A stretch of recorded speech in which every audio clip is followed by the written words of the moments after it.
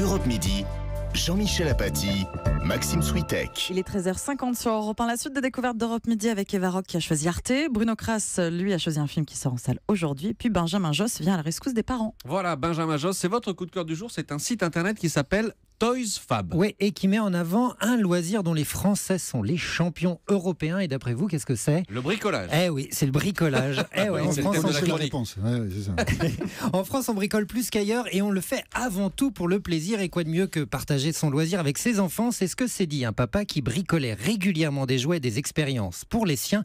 Et parce que ses amis, des parents aussi, n'arrêtaient pas de lui demander comment reproduire ce qu'il faisait, il a pensé à créer un blog. Et puis, il s'est pris au jeu et ce blog est devenu un site internet étonnant, foisonnant, une vraie mine d'or de projets gratuits à réaliser en famille pour amuser ses enfants, et ce avec des matériaux pas chers parce qu'ils ont un point commun, on les trouve principalement dans la poubelle des recyclables.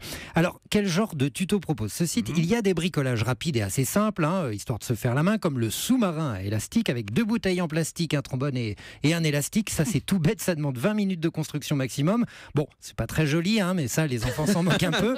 Oui. Sinon, il y a des fusées à eau, différentes méthodes pour fabriquer des boomerangs, un kaléidoscope, des masques, des petites expériences chimiques faciles pour amuser les enfants. Et puis, sur le site, petit à petit, ça se complexifie. Il y a une méthode, par exemple, pour construire un petit orgue avec des tuyaux en PVC. Alors ça, en revanche, ça demande quelques achats et de solides bases de bricolage. Moi, perso, j'ai toujours pas compris comment on faisait.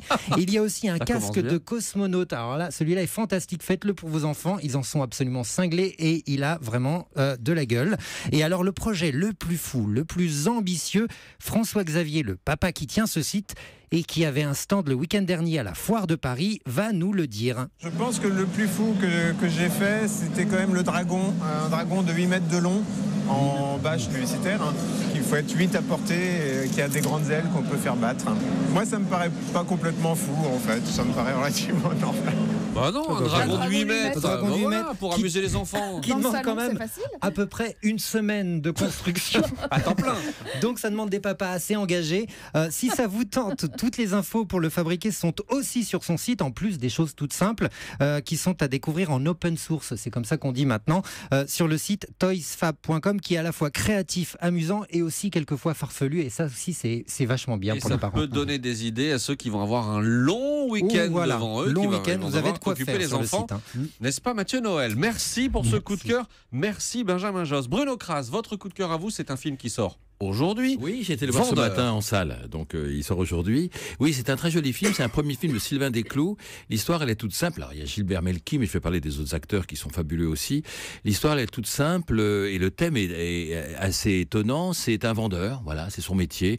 Dès la scène d'introduction, on voit comment, vous savez, ils sont coachés pour vendre, pour conquérir. Il est pour vendeur de vendre. cuisine, je crois. Il est vendeur, il vend des cuisines et il se balade sur la route. Alors le film est très beau, déjà ça fait penser à Tandem, vous vous souvenez ce très beau film de Patrice Lecomte, parce qu'ils sont sur la route, parce que lui il dort dans les hôtels, il prend un peu de coke, il n'y a pas que la ligne blanche de la route, il boit des whisky, de temps en temps il y a une fille qui passe, il s'offre des prostituées, il a une vie vraiment, pardonnez-moi de l'expression, de merde, mais c'est pas qu'il s'en rend pas compte, c'est que c'est son métier et c'est un très bon vendeur. On le voit, il a la tchatche, il sait embobiner les gens, etc. Et puis, un jour, son fils arrive.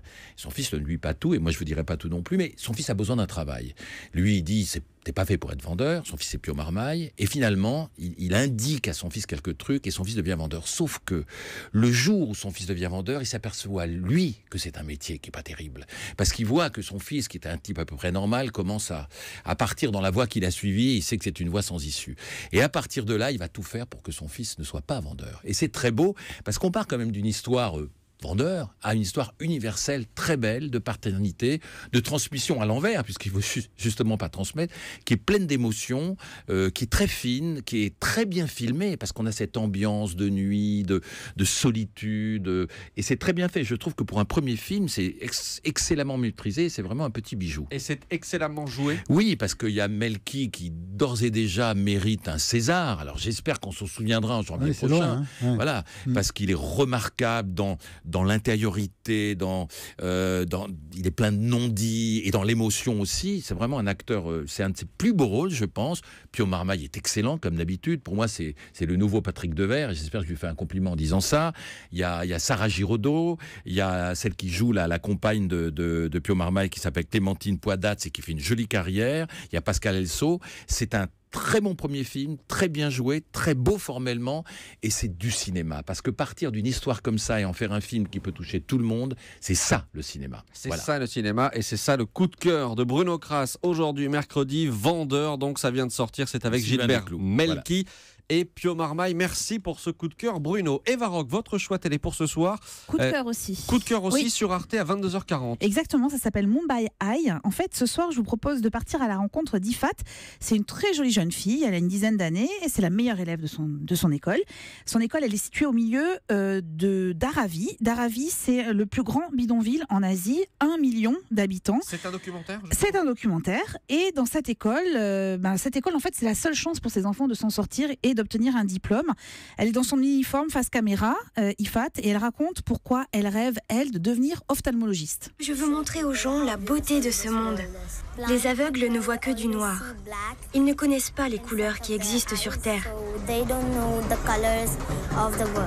Alors c'est la voix off de ce documentaire et vous allez donc la suivre ainsi que 4 autres enfants, les parents, les enseignants. Alors dans ce lieu qui est régulièrement inondé par les moussons, dans les travées on retrouve Marie par exemple. Elle a 14 ans. Alors parfois elle a un seul repas dans l'estomac, donc c'est très difficile pour notamment jouer au football parce qu'elle veut devenir footballeuse. Je veux faire du foot. Comme David Beckham. Il est très bon. Si je joue bien, je gagnerai beaucoup d'argent et je pourrai acheter une maison. Je serai quelqu'un. Alors, je vais vous dire, c'est 52 minutes de bonheur, de sourire, d'espoir. Il n'y a aucun pathos. Les enfants se plaignent jamais. Chaque séquence est quand même une grande claque. Et il y a notamment cette scène où il y a une enseignante qui va égrener le prénom des enfants qui vont avoir droit à une bourse, uniquement s'ils travaillent bien, évidemment, et écouter leurs réactions.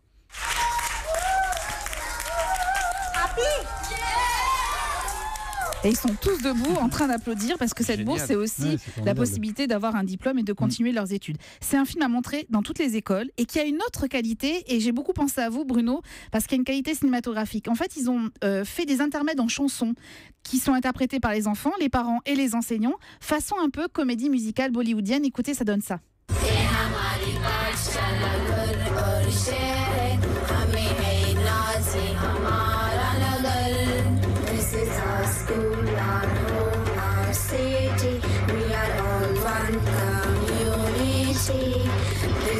Ça s'appelle donc Mumbai High. Oui, et c'est vraiment, j'ai trouvé ça au fond de la grille de programme d'Arte. C'est dommage que ça ne soit pas mis en avant. C'est la première fois que c'est diffusé en France et c'est vraiment un petit bijou. Ça va vous donner la pêche et surtout d'immenses sourires. Et voilà. C'est ce soir à 22h40, c'est votre coup de cœur. Vous avez un bonus ? Ben oui, parce que demain c'est les vacances pour les enfants. Enfin, oui. Pour tout le monde, mais pour les enfants. Donc télé autorisée ce soir. Le Manoir Magique sur France 4 à 20h55. C'est un petit dessin animé belge. C'est l'histoire d'un petit chat qui trouve refuge dans un manoir, alors qui est un peu effrayant a priori, mais en fait c'est un lieu magique qui est peuplé d'automates et de jouets, un monde féerique qui est commandé par un vieux magicien qui va recueillir le petit chat, donc qui va le baptiser Tonnerre.